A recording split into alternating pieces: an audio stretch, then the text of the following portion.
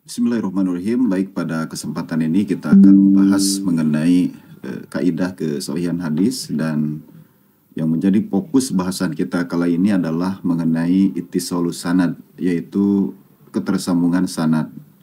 Nah, jadi pada pertemuan ini kita akan mencoba mengidentifikasi, memastikan, memverifikasi bahwa sebuah hadis itu sanadnya bersambung.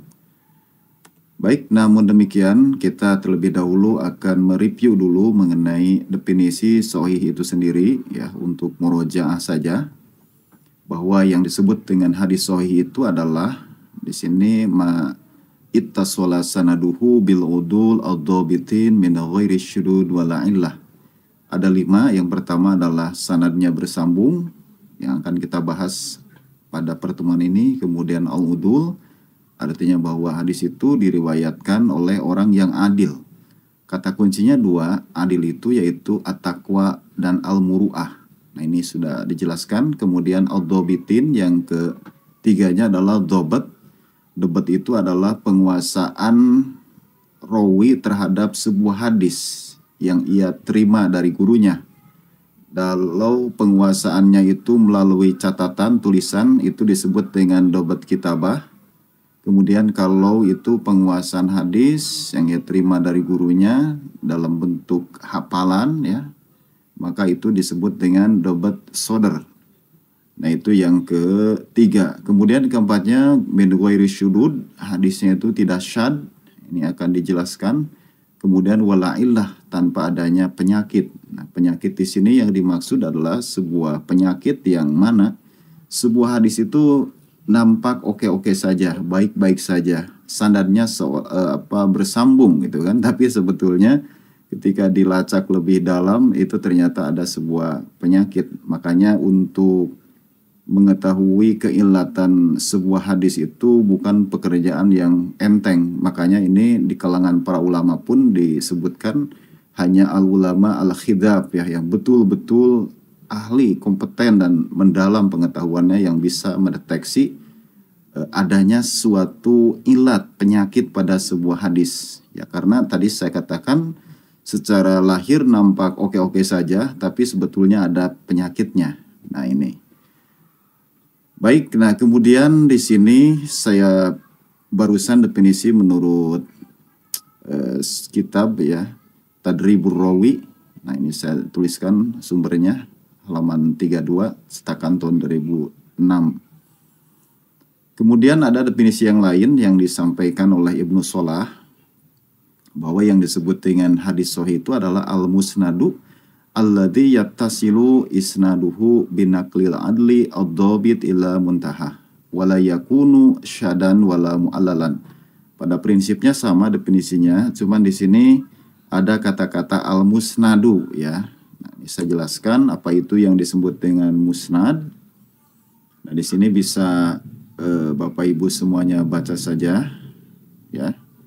Oke, nah di sini dijelaskan untuk poin yang kedua menurut Ibnu Solah, bahwa hadis sahih itu adalah musnad yang bersambung sanadnya, diriwayatkan oleh orang yang adil, dobit dobit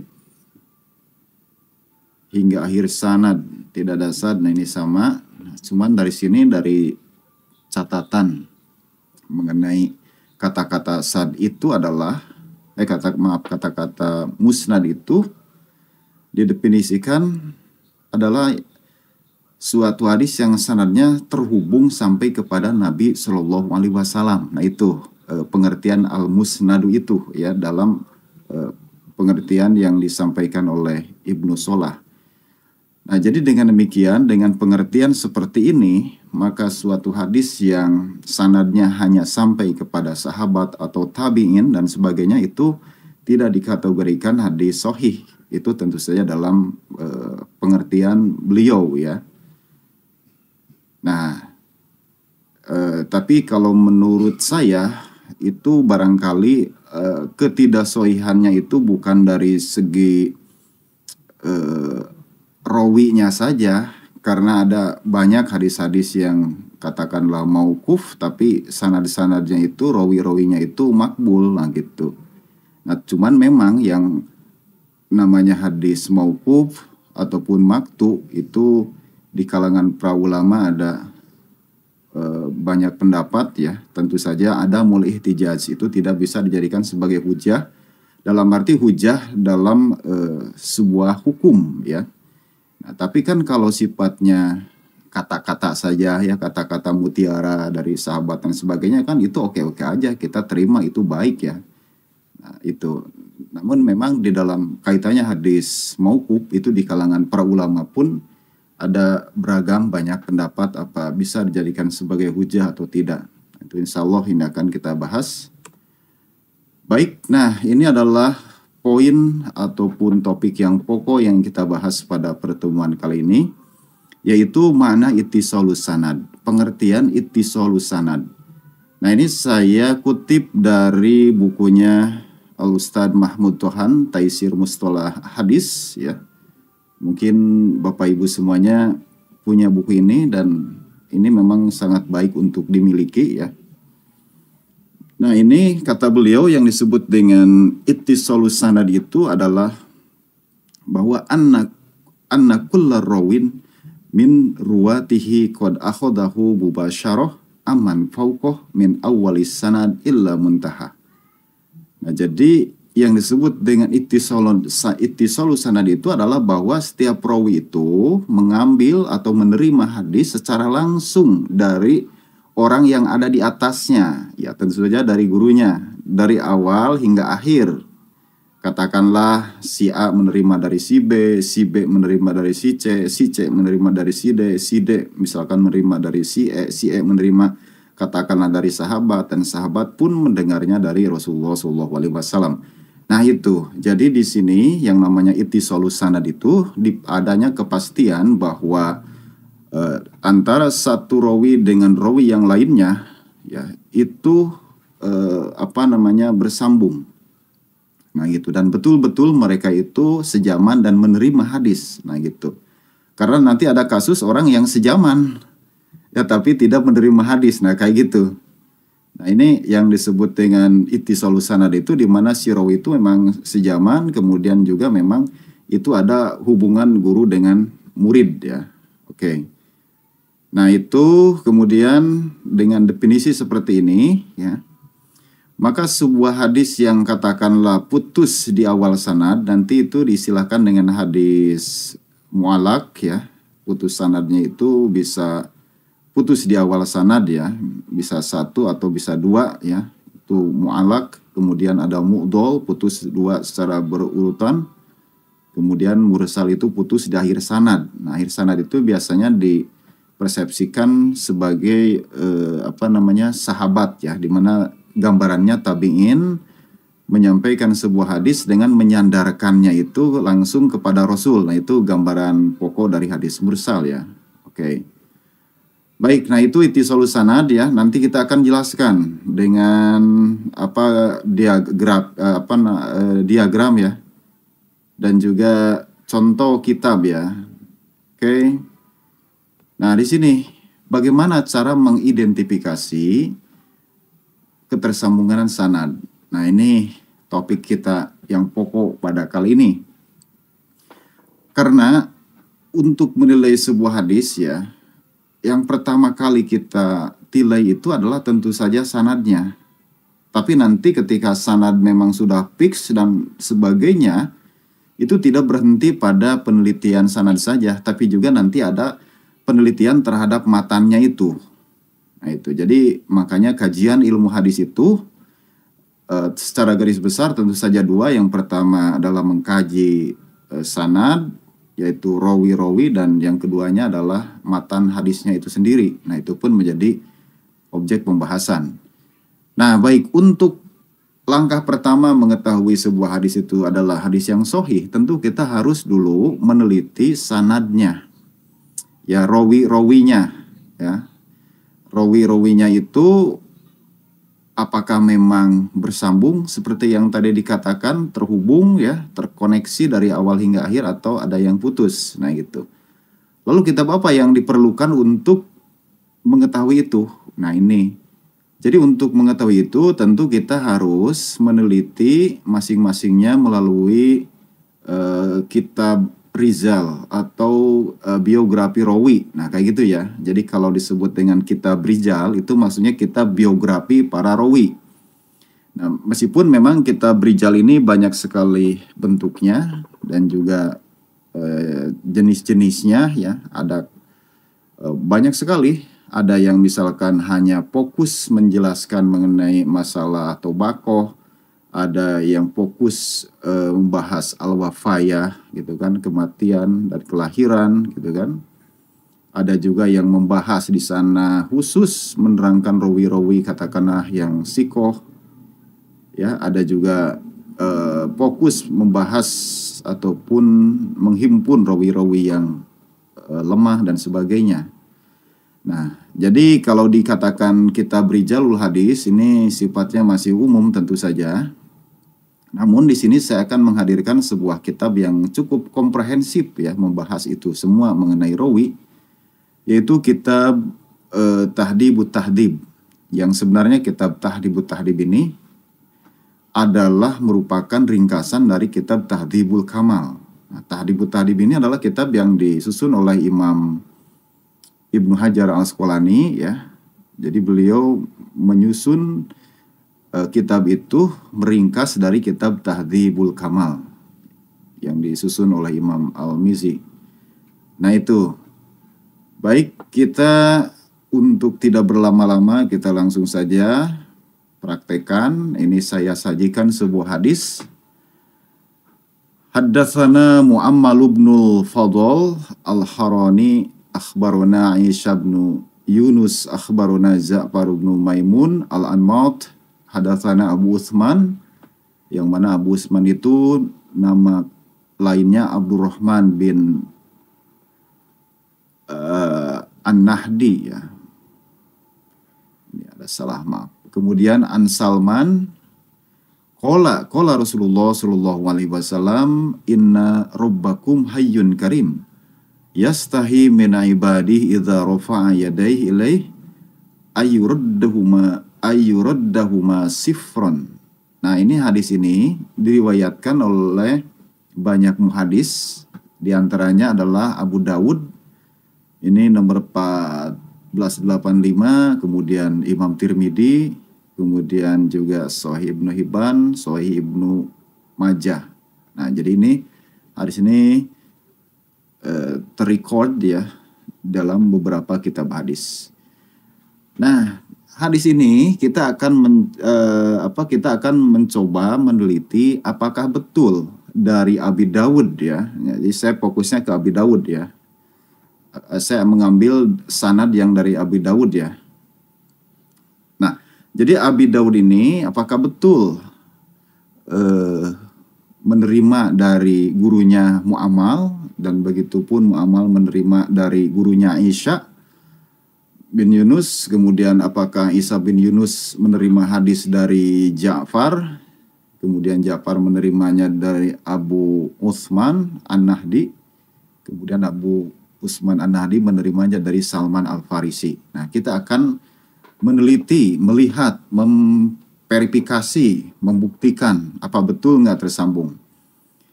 Nah, jadi gitu. Jadi kita akan melihat hubungan guru dan murid. Nah, maka dalam hal ini kita akan melihatnya, misalkan kalau di dalam data sebuah kitab, ketika difokus ke nama muridnya dan juga kepada gurunya. Ketika misalkan di data murid nggak ada, tapi di data gurunya nggak ada, misalkan kayak gitu. Nanti kita contohkan lebih jelasnya lagi. Oke, nah kalau kita gambarkan sanadnya itu seperti ini, ya. Jadi Abu Dawud, kemudian Mu'ammal, Aisyah bin Yunus, Ja'far, Abu Utsman, Salman Al-Farisi, dan beliau menerimanya dari Rasulullah. Nah, jadi gambar sanadnya seperti ini, ya. Oke, sekarang kita coba lihat seperti yang saya katakan dari sebuah kitab namanya kitab Tahdhibut Tahdhib, karangan Imam siapa itu Ibnu Hajar al-Asqalani. Tapi kita tidak istilahnya itu tidak detail seperti yang saya sharekan ya. Kita ada beberapa dari yang materi yang sudah di-sharekan. itu dihapus beberapa, yang penting tercantum nama-nama itu ya. Oke, nah kita lihat dulu yang pertama ya. Jadi begini, apa betul tadi ya bahwa Abu Dawud itu menerima hadis dari Mu'ammal? Nah, maka kita lihat di sini nama biografi Mu'ammal bin Fadl. Nah, jadi ketika kita membahas seorang rawi ya, katakanlah Mu'ammal bin Fadl, maka di sini akan dijelaskan juga mengenai data murid dan gurunya. Jadi langsung bisa 3 orang sebetulnya dari satu nama biografi rawi itu ya. Nah, makanya di sini saya langsung lihat Mu'ammal bin Fadl. Oke, siapa Mu'ammal bin Fadl itu? Nah, pertama kita melihat dulu siapa yang menjadi gurunya. Ya, oke, kita lihat dulu ke bawah ya. Oke, kita lihat dulu di sini. Kita akan melihat Mu'ammal ya. Mu'ammal untuk melihat apa betul Mu'ammal itu punya murid yang namanya Abu Dawud, dan juga apa betul Mu'ammal itu punya guru yang namanya Isya. Nah, jadi langsung disekaligus,kan kayak gitu ya. Oke. Nah, kita lihat Mu'ammal bin Fadl bin Mujahid. Nah, yuqalu Ibnu Umar Al-Harrani Abu Sa'id Al-Zazuri. Nah, ini jangan aneh kalau seorang rawi memang memiliki beberapa nama yang dikenal di masyarakatnya ya. Jadi kadang seorang rawi itu memang memiliki beberapa sebutan ya. Dia disebut Ibnu Umar ya. Ibnu Umar itu artinya anaknya Umar. Artinya dia punya bapak yang namanya Umar. Kemudian juga Abu Sa'id. Nah, ini kalau Abu Sa'id berarti ini dinisbatkan kepada anaknya. Itu dimana Mu'ammal punya anak namanya namanya Sa'id. Maka Mu'ammal menyebut dirinya Abu Sa'id, bapaknya Sa'id. Atau kadang dia dipanggil atau dikenal juga dengan sebutan Ibnu Umar, anaknya Umar. Nah, ini dihubungkan kepada bapaknya, tentu saja. Nah, kita lihat di sini, sebagaimana dijelaskan, struktur sebuah kitab Rijal, dalam hal ini kitab Tahdib ya. Pertama diungkapkan kata-kata gini, rawaan. Artinya apa? Artinya dia meriwayatkan dari. Nah, maka dengan kata-kata rawaan ya, maka nama-nama yang disebutkan ini adalah merupakan data gurunya. Oke? Jadi sekali lagi, rawaan ini yang diungkapkan di dalam Tahdibut Tahdib itu adalah secara bahasa artinya dia meriwayatkan dari. Artinya dia menerima hadis dari. Nah, berarti di sini disebutkan nama guru-gurunya. Oke, kita lihat siapa saja nama guru Mu'ammal itu. Pertama ternyata ini langsung ya, langsung enak nih. Namanya Isa bin Yunus. Nah, jadi clear ya. Jadi clear bahwa sannya Mu'ammal itu punya guru namanya Isa bin Yunus. Oke, kita lihat lagi ke belakang ya. Betul nggak? Nah, betul kan? Mu'ammal bin Fadl itu gurunya Isa bin Yunus. Oke. Kembali lagi. Nah, kemudian apa betul? Kemudian kita lihat lagi data muridnya. Nah, muridnya itu diantaranya langsung enak juga ini. Disebutnya yang pertama itu adalah Abu Dawud ya. Nah, jadi Abu Dawud itu muridnya. Jadi ini rawa anhu ya. Artinya adalah meriwayatkan darinya. Jadi secara bahasa artinya meriwayatkan darinya. Seseorang ataupun orang meriwayatkan darinya. Dari siapa? Ya dari Mu'ammal. Nah, maka dengan kata-kata rawa anhu, maka di sini disebutkan data-data muridnya. Muridnya itu siapa saja? Nah, di sini yang pertama disebut Abu Dawud. Nah, jadi dengan satu slide, satu nama rawi saja, ini sudah langsung bisa menjangkau dua yang lainnya, yaitu siapa? Dirinya sendiri, tiga ya, dirinya sendiri, kemudian gurunya, kemudian muridnya. Dan sampai dengan jenjang ketiga ini, fix bahwa hadis di atas sanadnya memang ittisal. Baik. Nah, sekarang berikutnya. Oke, supaya ini maaf saya bolak-balik ya, biar clear, biar jelas. Di sini kita akan melihat data yang lainnya. yaitu untuk memastikan apakah betul yang namanya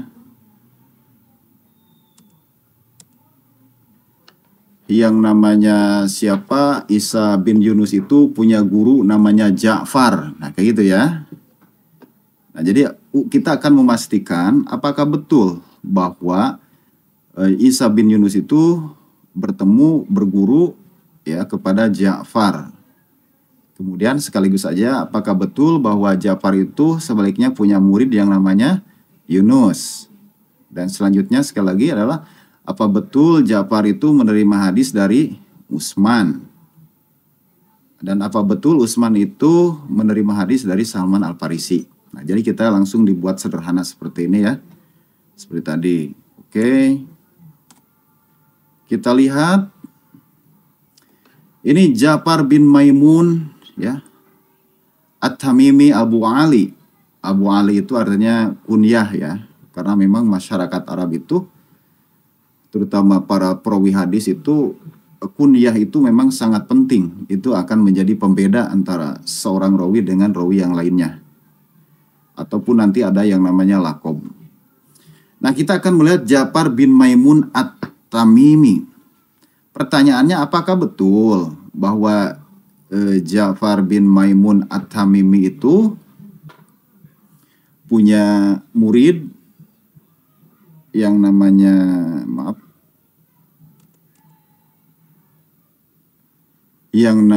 Isa bin Yunus, atau punya guru yang namanya Abu Utsman? Oke, kita lihat.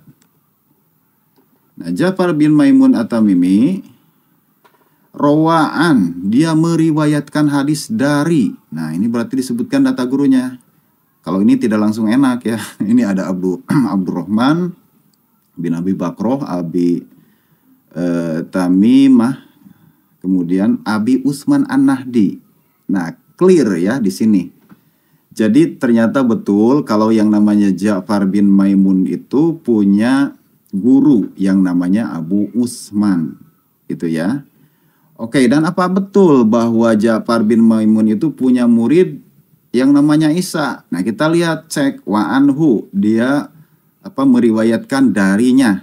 Siapa? Nah, di sini disebutkan data murid. Yang pertama Ibnu Abi Urubah, kemudian As-Sufyanani. Sufyanani itu dua Sufyan ya. Sufyan As-Sauri dan Sufyan bin Uyainah kalau nggak salah. Kemudian juga ini ada Isa bin Yunus ya. Nah, jadi di sini kita clear bahwa yang namanya Ja'far bin Maimun At-Tamimi itu punya guru yang namanya Abu Utsman An-Nahdi dan punya murid yang namanya Isa bin Yunus. Maka dengan demikian clear bahwa ini sanad memang bersambung. Dan untuk selanjutnya kita akan melihat apakah Abu Utsman An-Nahdi itu menerima hadis dari yang namanya Salman Al-Farisi, sahabat Rasul. Oke, kita cek. Nah, kita lihat Salman Al-Farisi. Salman Al-Khair Al-Farisi Abu Abdullah Ibnu Islam. Nah, itu ya. Kita akan melihat apakah Salman itu, kalau ini sahabat ya udah pasti beliau akan menerimanya dari Rasul atau dari sahabat yang lainnya. Nah, coba kita lihat dulu ya data dari Salman Al-Farisi ini.